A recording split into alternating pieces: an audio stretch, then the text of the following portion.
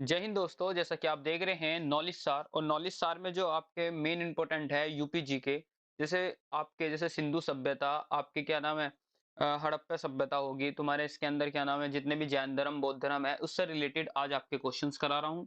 जिसमें आपके कम से कम 20 क्वेश्चन है। 20 क्वेश्चन में से आपको कम से कम भी जो आपको मिलेंगे वो कम से कम आपको एक से लेकर दो क्वेश्चंस आपको इससे आपको मिल सकते हैं। ठीक है, चलिएगा देखते हैं सबसे पहला क्वेश्चन क्या है। इसके अंदर पहला क्वेश्चन है आपका कि इलाहाबाद स्तंभ अभिलेख निम्नलिखित में से किस गुप्त शासक से संबंधित है। ठीक है, तो इसका जो राइट आंसर होना चाहिए वो होना चाहिए कौन सा, इसके अंदर समुद्रगुप्त। क्या राइट आंसर होना चाहिए इसका? समुद्रगुप्त। ठीक है, तो नेक्स्ट क्वेश्चन देखते हैं अगला। नेक्स्ट चलिएगा, इसके अंदर नेक्स्ट क्वेश्चन है हमारे पास आपका है कि किस स्थान को धम्म और संघ की जन्म स्थली के रूप में जाना जाता है। ठीक है, तो सबसे पहले इसका है क्या है, इसके ना धम्म और संघ आपको पता होना चाहिए किससे रिलेटेड होते हैं। तो ये आपके कौन से हैं? बौद्ध धर्म से रिलेटेड। ठीक है, किससे रिलेटेड होते हैं? बौद्ध धर्म से। और बौद्ध धर्म के बारे में हम बात की जाए तो इसका जो राइट आंसर होना चाहिए वो कौन सा होना चाहिए? एक आपका कौन सा, आपका सारनाथ। ठीक है, तो सारनाथ के अंदर क्या है, इनका अंदर धम्म और संघ की जन्म स्थली के रूप में जाना जाता है। आपको पता होना चाहिए गौतम बुद्ध के बारे में। ठीक है, किसके बारे में? गौतम बुद्ध के बारे में। ठीक है, तो इनके इनके कुछ कुछ पॉइंट्स आपके पास, ये आपको नोट होने चाहिए कि जो सबसे पहला उपदेश जो दिया था कौन सा जगह, जो पहला सबसे पहला क्या दिया था, उपदेश जो दिया था वो कहाँ दिया था इन्होंने? सारनाथ में। इसमें दिया था इन्होंने सारनाथ में। ये आपको याद होना चाहिए कि पहला उपदेश इन्होंने कहाँ दिया था, तो सबसे पहला वो दिया था इन्होंने इसको सारनाथ में। और इन्होंने ये भी पूछता है कि जो सारनाथ में उपदेश देते वो कितने, और दूसरा कहाँ दिया था आपको, यहाँ कितने लोगों को दिया था, यहाँ पर आपको 5 लोगों को। ठीक है ना, इनको आपको पता होना चाहिए इनके बारे में थोड़ा सा। इनका जो बचपन का नाम था वो क्या था, आप मुझे कमेंट बॉक्स में जरूर बताइए इनका बचपन का नाम क्या था, और इनकी माता और पिता का नाम क्या था। ये आप जरूर बताइए कि इनकी माता और पिता का नाम क्या था। ठीक है, चलिए इसके बारे में हम बात करें। नेक्स्ट अगला, नेक्स्ट हम बात करते हैं निम्नलिखित में से हड़प्पा सभ्यता का कौन सा स्थान उत्तर प्रदेश से संबंधित है। किससे संबंधित बात हो रही है हमारे पास यहाँ पर? उत्तर प्रदेश से। यदि हम उत्तर प्रदेश से हम बात करें तो देखिए, मंदा नहीं है बिल्कुल भी। आपका क्या, आलमगीरपुर। ठीक है, इसके बाद क्या है इसमें, दमाईबाद। ठीक है ना, दाइमाबाद, फिर इसमें उपरोक्त सभी। तो आपका राइट आंसर होना चाहिए क्या इसके अंदर? आलमगीरपुर। क्या होना चाहिए आपके पास यहाँ पर? Right answer is Alamgirpur. ठीक है, चलिए नेक्स्ट क्वेश्चन की बात करें हम। नेक्स्ट क्वेश्चन, ठीक है, नेक्स्ट क्वेश्चन की बात करें तो नेक्स्ट है कि सिक्स मतलब 6वीं शताब्दी में ईसा पूर्व मथुरा डैश की राजधानी बन गया। किसकी? पूर्व जो हमारा जो मथुरा है, ये कह रहा है कि डैश की राजधानी बन गया। तो किसकी राजधानी बना था? तो आपको याद होना चाहिए इसके अंदर। ठीक है, आपको जो याद होना चाहिए इसके अंदर, जो इनका जो राइट आंसर होगा, तो पहला ऑप्शन है आपके पास कौन सी, पांचाल की। दूसरा ऑप्शन आपके पास अंग की। तीसरा ऑप्शन आपके पास किसकी, सूरसेन की। और नेक्स्ट आपके पास किसकी है इसमें, मत्स्य की। तो इसका जो राइट आंसर होना चाहिए वो होना चाहिए आपके पास कौन सा, आपका सूरसेन की। ठीक है, जो सूरसेन की जो राजधानी है वो क्या है हमारे पास, पूर्व मथुरा की राजधानी बन गई थी। ठीक है ना, चलिए हम नेक्स्ट क्वेश्चन देखते हैं इसके आगे। चलिए नेक्स्ट क्वेश्चन, ठीक है, चलिए नेक्स्ट है हमारे पास कि जो गौतम बुद्ध ने महापरिनिर्वाण कहाँ प्राप्त किया। महापरिनिर्वाण के बारे में हम बात की जाए, थोड़ा सा इसके बारे में बात करें हम, तो ये बेसिकली है क्या चीज। तो जो महापरिनिर्वाण का मतलब होता है, इनका मतलब होता है कि मृत्यु। ठीक है, किस इनका मतलब क्या होता है? मृत्यु। तो ये जो महापरिनिर्वाण के नाम से जो जाना जाता है वो क्या है, इनके मृत्यु के बारे में बात है। तो इन्होंने मृत्यु मीन्स इनकी मृत्यु कहाँ पर हुई थी? तो पहला ऑप्शन है कौन सा, लुम्बिनी वन में। दूसरा है क्या आपका ऑप्शन, सारनाथ में। तीसरा ऑप्शन क्या आपके पास यहाँ पर, कुशीनगर में। और नेक्स्ट आपके पास क्या है यहाँ पर, कपिल वस्तु में। तो इसका जो राइट आंसर होगा वो क्या होगा आपका, कुशीनगर। तो जो कुशीनगर है वहां पर इनका क्या हुआ था, महापरिनिर्वाण हुआ था। और आपको ये भी पता होना चाहिए कि इनकी मृत्यु कितने वर्ष के, तो लगभग 80 वर्ष। कितना? 80 वर्ष की अपनी आयु पूर्ण करके इनको क्या हुआ था। तो आपको पता होना चाहिए इनके बारे में कि जो गौतम बुद्ध से हम थोड़े से रिलेटेड हम बात करते हैं थोड़ा सा, जैसे मैंने पीछे भी बताया था आपको। गौतम बुद्ध के जो गौतम बुद्ध हैं, ये आपके कौन से बौद्ध धर्म के संस्थापक है। किसके? बौद्ध धर्म के कैसे हैं आपको, संस्थापक है। ठीक है, इनके यदि हम इनके हम बात करें, इनके इनका तो जन्म जो कहां पर हुआ था, इनका हुआ था लुम्बिनी वन में। कहां हुआ था इनका? लुम्बिनी वन में। ठीक है, नेक्स्ट, इनके जो पिताजी का नाम था, क्या नाम इनके पिताजी का नाम था, इनके शुद्धोधन। क्या नाम था इनका, इनके पिताजी का नाम शुद्धोधन। इनकी जो माता का नाम था, जो माता थी ये कौन है, पिता। ठीक है, इनकी जो जो माता का नाम था, इनकी माता का नाम था महामाया। क्या नाम था इनकी, महामाया। आपको पता होगा कि इनकी मृत्यु के होने के बाद में इनकी महामाया की जो माँ, इनकी जो माया थी महामाया, इनकी मृत्यु हो गई थी। और मृत्यु मृत्यु होने के कारण इनकी जो परवरिश करी थी वो प्रजापति गौतमी ने करी थी। किसने करी थी, इन्होंने प्रजापति गौतमी। ठीक है, जो इनकी प्रजापति गौतमी जो थी वो इनकी लाइक मासी लगती थी। ठीक है, तो इन्होंने इनकी क्या करी थी, परवरिश करी थी। इनका नाम क्या था यहाँ पर, गौतमी।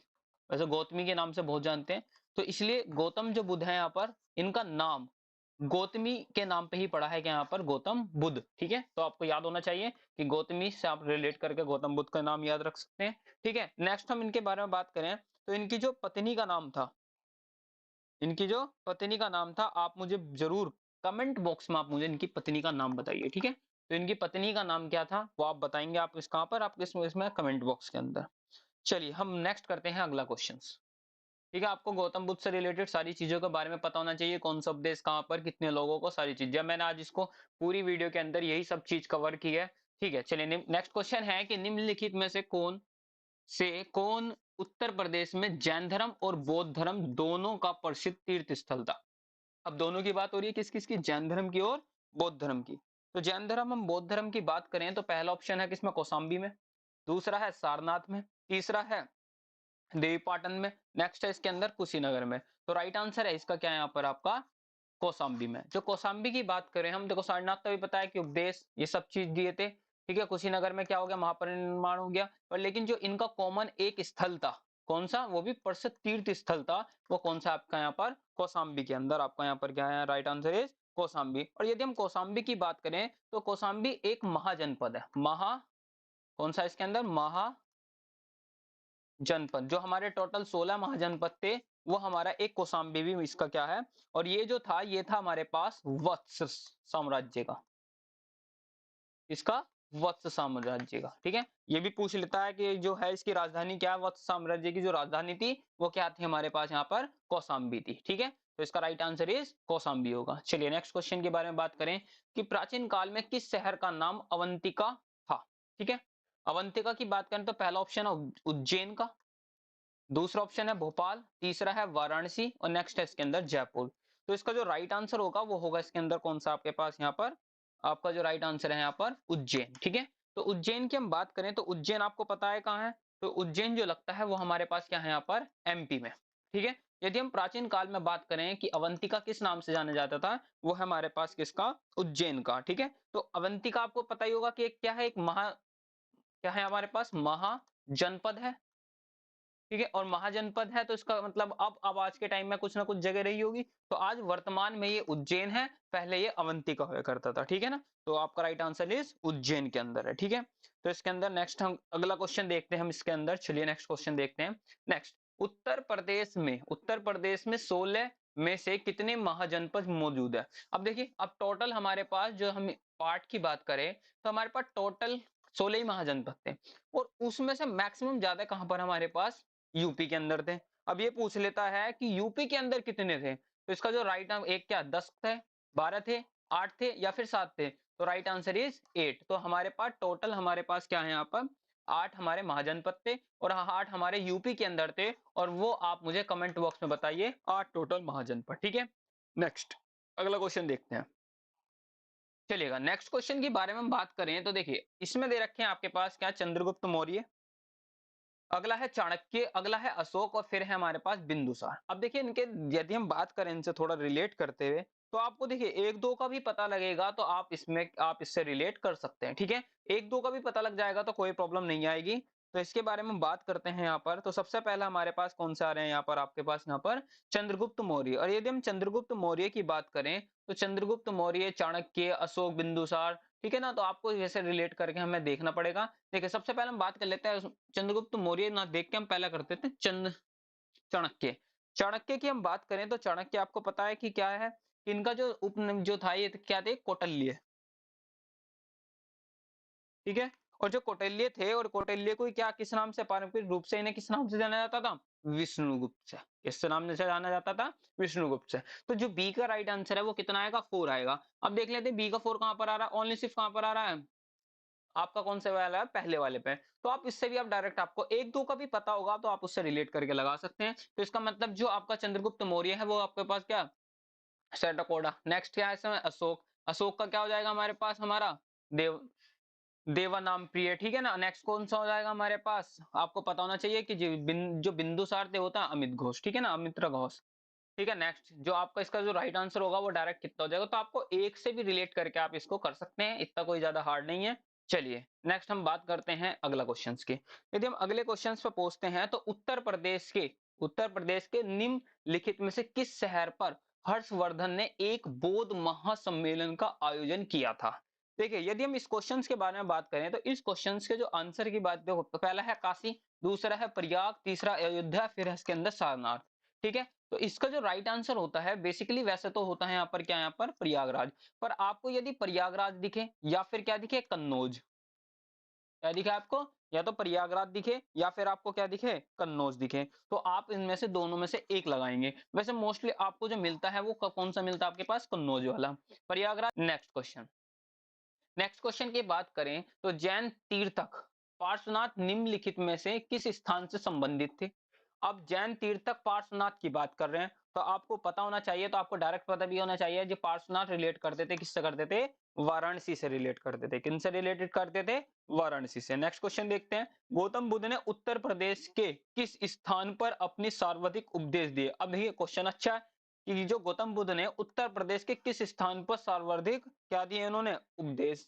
तो पहला है सारनाथ, नहीं जी, सारनाथ में क्या था आपके पास, पहला उपदेश दिया था इन्होंने, कितना दिया था और कितने लोगों को दिया था, 5 लोगों को। तो सारनाथ नहीं है, कौशाम्बी नहीं है, श्रावस्ती, बिल्कुल yes, right answer is Shravasti. तो जो उत्तर प्रदेश में जो श्रावस्ती है वहां पर इन्होंने क्या दिए थे, सबसे ज्यादा आपके उपदेश दिए थे। ठीक है, तो यदि सार्वधायक की बात करें तो आपका क्या आएगा इसके अंदर, श्रावस्ती। और यदि पहला उपदेश की बात करें तो ऑप्शन आएगा क्या यहाँ पर, सारनाथ। तो आपको पता होना चाहिए कि कहां सबसे ज्यादा किए हैं, कहां सबसे कम किए हैं। ठीक है, नेक्स्ट नेक्स्ट क्वेश्चन है कि उत्तर प्रदेश के निम्नलिखित शहरों में से किस शहर को उनके प्राचीन नाम आय अयोध्या से जाना जाता है, किससे, अयोध्या से जाना जाता है। तो पहला ऑप्शन है अयोध्या।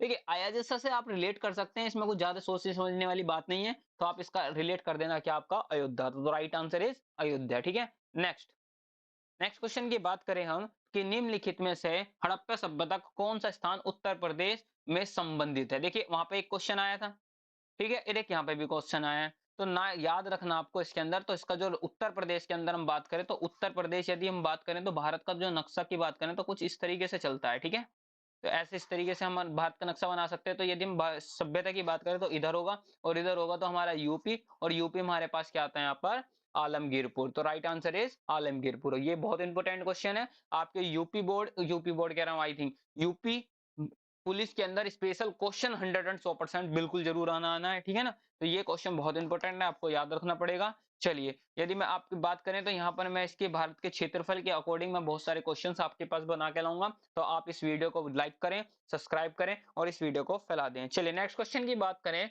तो बुद्ध ने अपना पहला उपदेश सारनाथ में कितने शिष्य को दिया। तो आपको भी बताया था मैंने, तो आप मुझे बता सकते हैं कितने में दिया था आपको, यहाँ पे लोगों को 5 को दिया था। ठीक है ना, 5 शिष्यों को क्या दिया था, अपने उपदेश दिया था। नेक्स्ट की बात करें कि कौशल महाजनपद, कौन से बात कर रहे हैं हम, कौशल महाजनपद की राजधानी क्या थी जो वर्तमान में एक उत्तर प्रदेश के फैजाबाद से जानी जाती है। तो इसका बहुत इंपॉर्टेंट क्वेश्चन है कि एक महाजनपद था और महाजनपद 16 महाजनपद में से एक महाजनपद था, कौन सा, कौशल। और कौशल की हम बात करें तो कौशल की राजधानी क्या थी और जो वर्तमान में अब फैजाबाद बनी है। तो जो कौशल की जो राजधानी थी वो क्या थी हमारे पास, श्रावस्ती। तो right answer is Shravasti, direct इसका क्या आएगा आपका, श्रावस्ती है। तो याद करने वाली चीजें।